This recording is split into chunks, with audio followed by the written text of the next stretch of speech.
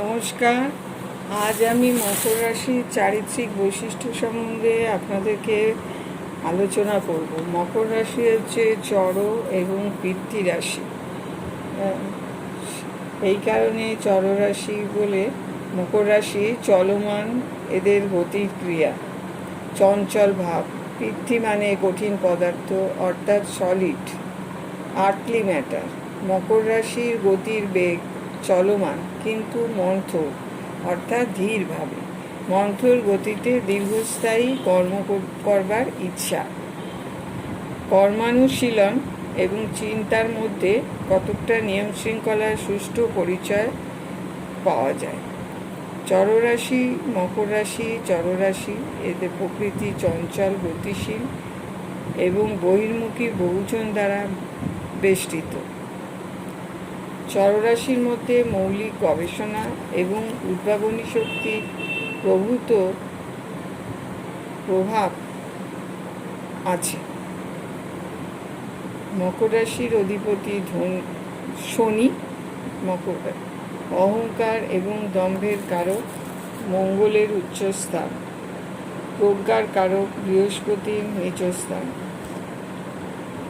মকর রাশি সূচনা করে চঞ্চল রজদীপ্ত মঙ্গলের ভাব, আবার দম্ভ অহংকারের মঙ্গলের কারক, দম্ভ অহংকারের কারক মিলিত প্রভাবে এদের মধ্যে দেখা যায় দুঃখ কষ্ট, জড়তা, হীনচিত্ততা, দেহাত্মবোধের চরম যথেচ্ছাচারিতা ইত্যাদি।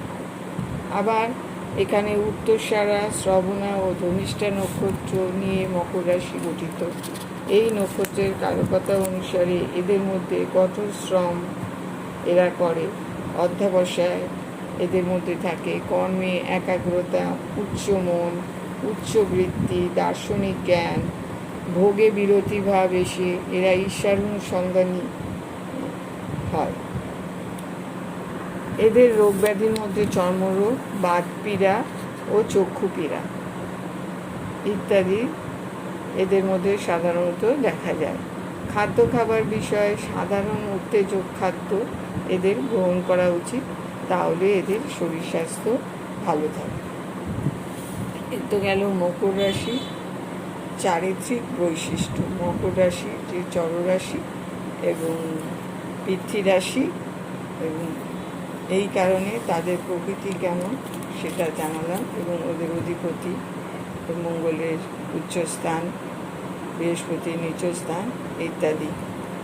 এই সমস্ত কারণে এদের মধ্যে যে সমস্ত প্রভাব দেখা যায় সেগুলি আপনাদের আলোচনা করলাম।